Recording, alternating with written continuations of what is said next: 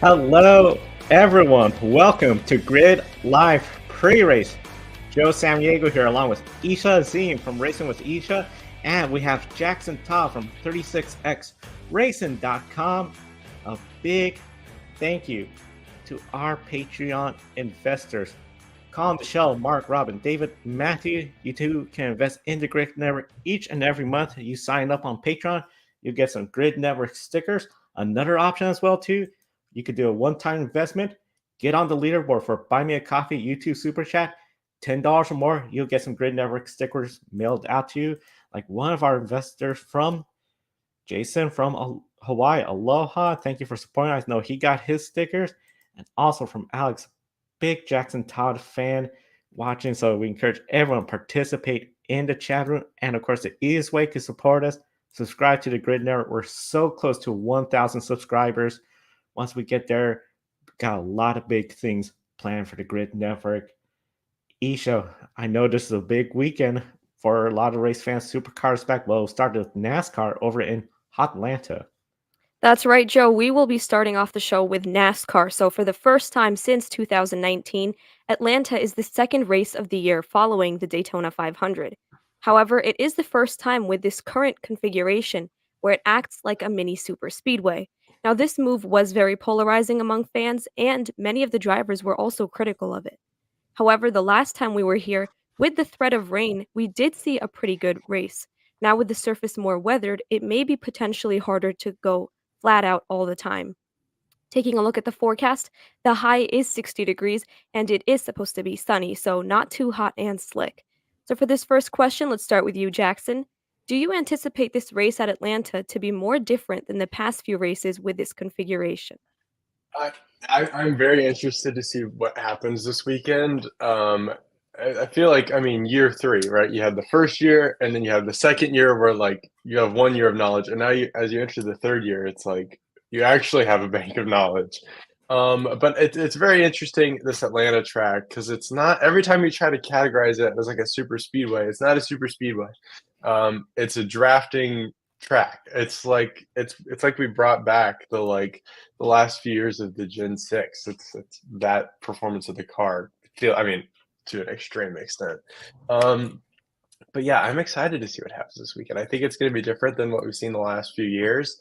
I think it's going to be really exciting because I think as fun as the Daytona and Talladega like pack drafting racing is fun, I think Atlanta is fun because you're not as tight together because of how tight the track is. You're forced to make moves, and I think that's more exciting and allows for more racing beyond the cars just being like next to each other. The racing's going to be really interesting in Atlanta, I feel, this year. Looking at what's going on so far in qualifying, we're seeing cars bumping around at different parts of the track. We see some patchwork, so I got an idea this could be a little bit of a different race from the past. I wouldn't call it the same as what we saw last July under the lights, cooler conditions, but everyone was going really hard. I think we're going to see a little bit where the handling is going to be a big issue. You're going to have a good, fast car. I'm really curious. We haven't seen this in Talladega or Daytona in a really long time where you could get a breakaway of five, six cars. They get single file, they pull away from the pack, and then you got the pack there. I think that could be a really interesting element if we see that at Atlanta Motor Speedway, just because of handling becoming an issue. And this race overall, we've seen it where in the past, especially the last one, it has gone pretty much good, solid racing, good green flag. If they start off behind the eight ball because their car's not handling well, it's going to be a long first stage. And I think it's going to be really interesting to see what happens with the strategies, pit stops, and everything. And of course, the timing of the inevitable cautions still, I think it could happen. Definitely, Joe. And now, if we take a look at one specific driver, William Byron has won two of the four races here since the track was reconfigured. He is going for two in a row, but the last time the Daytona 500 winner also won the following race was back in 2009. Now, Matt Kenseth won the Daytona 500, and he also won at the Auto Club Speedway the following weekend. Many expect Byron to contend for wins and also look at him as a championship contender for 2024. So, Joe, starting with you, is there any reason to think that Byron is not a contender this weekend? Byron is totally a contender this weekend. I think honestly he should be one of the favorites to win. He's won here multiple times with this reconfigured track. He has the ability to go out there, win the race, be up front. The big thing, and this is where it's going to come down to the luck factor. If you get caught up in trouble, doesn't have to be trouble you started. It could be it happened ahead of you. Race could be over. That's the big thing with this kind of track. I think a lot of people are nervous about. You can have a good, solid car. I don't see why Rudy Fugle, will come out with a car that's horribly set up. I think he has to be one of the favorites. Yeah, I would agree. Yes, I mean he has to be a favorite. I think that the one thing I would throw in there is that I think that what we maybe expected from the Toyotas last week, maybe we could see that show up this week because I think I kind of see this as being more similar to the duels in the sense that like it's not going to be the massive pack. It's not going to be about moving around in the pack. It's going to be about like racing with the draft, which I think it's a different genre of the super speedway racing, and it seems like I mean I guess Byron's good at both of the branches, but yeah, he'll definitely be a factor this weekend. Yep, now while William Byron is one of the favorites for the weekend, there is, however, another favorite as well. Joey Logano, among betting odds, is the favorite at plus 900. Chase Elliott is at plus 1,000, William Byron at plus 1,100, and leads four other drivers with the same odds. Now, looking at some of the long shots in Atlanta, we have Corey LaJoie at plus 2,800, Austin Dillon at plus 4,000, Noah Gragson plus 6,500, Justin Haley plus 8,000, Josh Berry at plus 9,000, Harrison Burton at plus 10,000, and BJ McLeod with plus 40,000. Now, Jackson, which drivers do you see as a contender, and are there any long shots that can pull the upset win? I think if I have to pick one, like I mean, I don't know if I'd even call him a long shot, but he's further down the list. Is Austin Cindric? He's still on the first page, so he's not that far down. But he's still, I mean, plus 2,500. That's pretty good odds for somebody that I think he was great in the draft at Daytona. I particularly watched him for a few good chunks. I also see Ross Chastain at plus 1,400. That's, I mean, not a long shot, I guess, but he's not one of the favorites. And he was leading the 500 at the time of the big one. I think. I mean, he's won at Talladega in the next gen car. It's not too far out there to see. I think Ross Chastain and Austin Cindric are two guys I'm looking at with good odds tomorrow. I'm looking at Chris Buescher. I think Chris Buescher has to be one of the drivers you got to consider. We've seen that team. They are pretty good at what they do at the super speedways. So I think Chris Buescher is one of the drivers I'm looking at. I do like the idea of Dan Suarez. He's had some good runs here and there at Atlanta Motor Speedway. I think this could be a great opportunity to rebound after being caught up in the big one, Daytona. Josh Berry at plus 9,000. For me, I'm a little bit surprised. I know we'll get into Stewart Haas and sort of their problems. We know he could be pretty good at the racetrack, and I'm thinking this could be a track. The conditions could better suit him and that four car this weekend to have a good run. If for some reason BJ McLeod was to pull off the biggest upset, whoever bets on him, I think will be super thrilled at gaining plus 40,000. Yep, and those are all good picks. And just a reminder, these numbers are from DraftKings as of 11 a.m. Saturday. And if you do play, be sure to keep it fun and responsible. But now, switching gears over towards some big news that came out yesterday, Stewart Haas Racing had parts confiscated. The number 10 of Noah Gragson and 41 of Ryan Preece had roof rail deflectors seized. Also, Ricky Stenhouse Jr. failed the pre qualifying inspection twice. So that means he loses pit stall selection. Now, in the past, we've seen that when NASCAR confiscates a part, usually a penalty will come down on Tuesday. So, Joe and Jackson, do you guys anticipate a penalty? And do you think this hinders the weekend of Gragson and Priest? I think it's going to hinder them a little bit, but I don't think it's going to be too much. It has to be a distraction that parts were confiscated. There probably could be a little bit nervous of what it was for, or they're going to have to try to focus and move on, which I'm hoping they do because it's going to be out of your hands. Whatever NASCAR decides, that's going to come down eventually. Just go out there, focus on getting the car as fast as possible for the race weekend. Overall, the penalty that could be handed on Tuesday, it's going to be really interesting to see what happens. We know NASCAR takes very seriously some of the sole supplier parts. But I'm just really sort of surprised considering I believe Jackson was last year when Chase Briscoe had a big penalty and it really did not perform that much better, the car. Yeah. That was that. I would say one of the. I mean, one of the biggest stories from last NASCAR season was a few of these penalties that came down in the spring, and Stewart Haas Racing had one of those penalties, the Chase Briscoe penalty, with 120 points and 25 playoff points. Not that he was on a playoff bound season last year anyway, but that knocked out almost any chance of that happening. The SHR offseason, we've talked about it the last few weeks here of, all right, there's a lot of talk, there's a lot of hype. What are we going to bring this year? And if they get hit with a penalty on Tuesday, that is anything, I mean, even close to what they got hit with last year, that, I mean, not to say it kills their season, but it would certainly knock down the season of Priest and Gregson, who are kind of borderline playoff guys. Gregson is technically in right now after coming out of Daytona.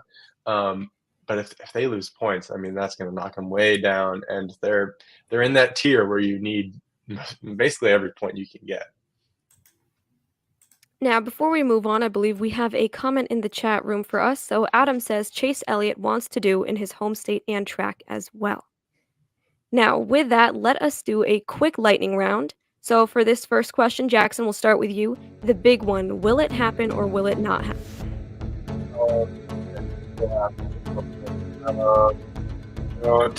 Don't know when. I feel like we've kind of like gotten. I feel like everyone understands how far to push it at the stage breaks now, and they know to not like wreck the car at the stages. So I think we've grown past that, but there'll be a big one at some point, possibly in stage 3. Stage 3, I think that's where you're going to see the big one. I don't see it happening in stage 1, especially maybe stage 2, but I'll agree with you, Jackson. I think stage 3 is where it's going to occur. All right, back to you, Joe, for the second one. Excluding William Byron, who is the best finishing Hendrick Motorsport driver? I'm going to go with Kyle Larson. I just don't see Byron. I mean, not Byron, Bowman being exactly up front. Chase Elliott, he has to be the hometown favorite, but I think Kyle Larson might do it. Yeah, I'm interested to see what happens with Hendrick this week. They're the top 3 playoff cars right now. If they could, I mean, it's interesting that Larson is the one that's furthest back. The non-Byron pick for me this week would be Chase Elliott. I think he's having a rebound from last year based on what he did at Daytona. All right, Jackson, one of the popular prop bets, who finishes ahead, Bell or Bowman? All right, I'm going Christopher Bell here. Because of what I don't know, I might be just making this up, but I feel like this connection between the dual racing being more comparable to Atlanta than the 500 racing is to Atlanta. I'm going to keep going with my theory there, and I feel like that's going to help Christopher Bell more than Alex Bowman. I think I'll go with Bell on this one. He got a good finish at Daytona despite what he said. He felt like that was one of his worst races where he did everything wrong. He'll be up front again. Christopher Bell's my answer. All right, Joe. Ross Chastain, checkers or wreckers? Is he going to finish the race, or do you think he's going to DNF? I'm going to say DNF. That's I think he's going to finish again. I mean, he was leading at Daytona. I feel like Chastain's going to have a good day. I don't think he's going to win, but I think he'll at least finish the race. All right, and here's the final one, Jackson. Is Michael McDowell up front this weekend? I think he will be up front. He's not that his super speedway ability is something new, but he has not after the 500. It seems like since the 500 win, he's getting acknowledged into that top tier of drafting track talent, and I think he'll be back again this weekend for sure. I think he's going to be up towards the front, especially the way things are looking so far in first round qualifying. And all right, Joe. Now, what are the latest updates for the quali? Well, right now, first round qualifying is still going on, and it is Michael McDowell up towards the top of the standings right now. So that is pretty interesting to see.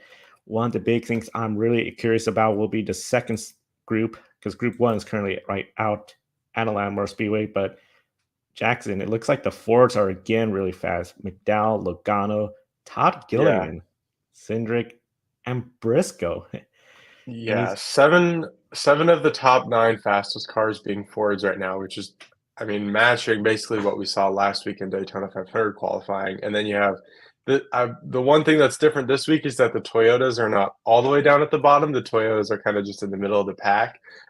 So that's really interesting as we head to a similar but different track.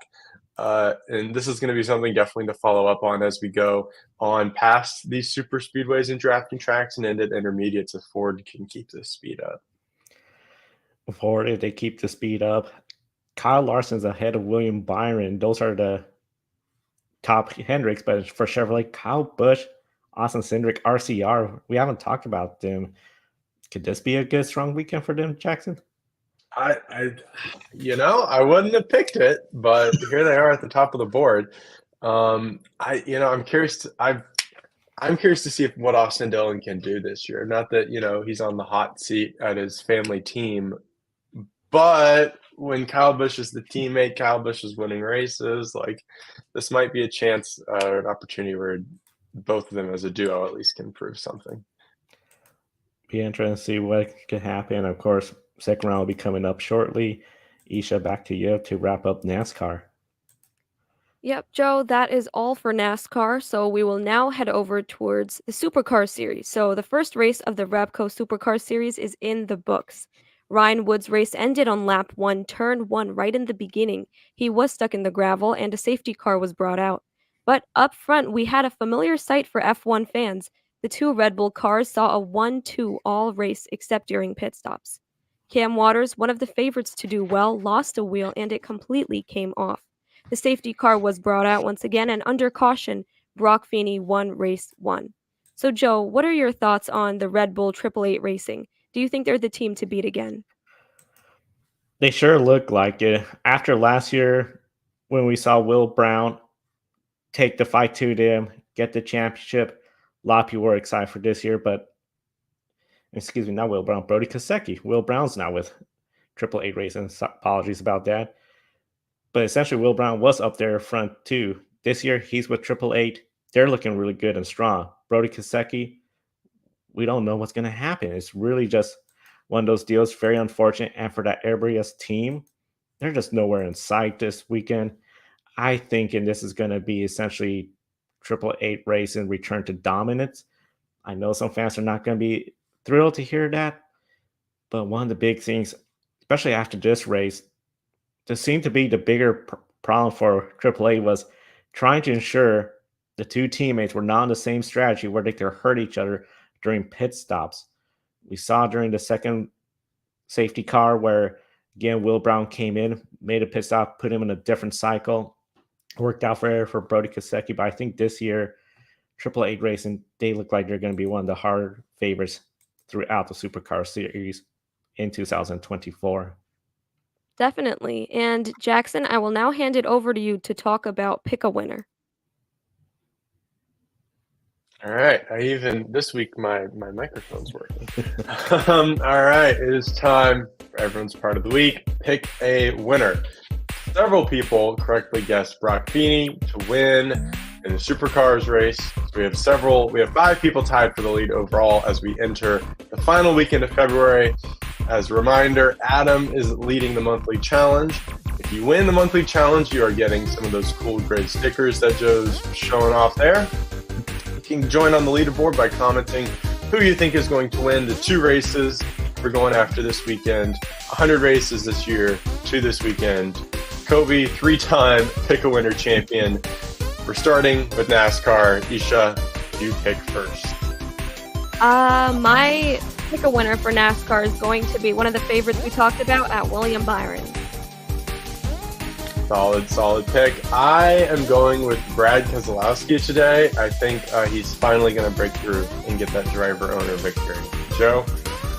Seeing that the Force are fast, I think he's going to rebound. Joey Logano taking the win. Solid. All right, on to Supercars. Isha? For Supercars, I'm just going to go with Brock Feeney. Let's say that. Solid. I was thinking about doing the Brock Feeney pick, but I'm gonna go a different direction. I'm gonna pick Will Brown as my Supercars pick. I went with Will Brown for race 1. Didn't get it done. I'm torn. I think I'll go with Will Brown race 2. See what happens. All right. Adam in the chat, Brock Feeney and William Byron. Isha, you have a match there in the chat. Thanks for playing, Adam. Thanks everybody for playing Pick a Winner all season long. Yeah, Pick a Winner is going to be a lot of fun all year long, and we encourage everyone to participate in the chat room with your picks. And of course, Pick a Winner is posted throughout social media. Use the hashtag Pick a Winner. And with that said, surprise, we're out of time. Thank you so much for tuning in to today's Grid Live pre-race. We encourage everyone, again, invest in us through Patreon. Call the show, Mark, Robin, David. They all invest in us each and every month. The newest one will get their name in gold to highlight that they are our newest investor. And of course, you could do Buy Me a Coffee. Jason, who was in the chat room, is leading the leaderboard with 2 cups of coffee and 1 super chat bot. We super appreciate it. And of course, we will thank you on the air if we see that you have invested through super chat or Buy Me a Coffee. And the easiest way to do so is support us through subscribing on YouTube. Hit the bell icon, subscribe to us. We are so close to 1,000 subscribers. That'll be a huge milestone. Follow us on gridranking.com. Matthew Bro posted his latest article recapping the Daytona 500. Matthew Bro will be writing each and every week on the Grid website for NASCAR coverage. We're going to have more coverage later on for Formula 1, Formula E, and IndyCar on the website. And of course, there on gridranking.com, link to all our social media platforms. And once again, a big thank you to everyone for tuning in. And for Isha Azim and Jackson Todd, I'm Joe San Diego. Thank you all for tuning in. And one more pick, Blaney for Atlanta from Jason. Don't forget your Supercars pick because that could get you the lead. Be interesting to see if Kobe's going to be a 4-time champion, pull a Sebastian Vettel. So we'll see. Thank you, everyone. Enjoy the races.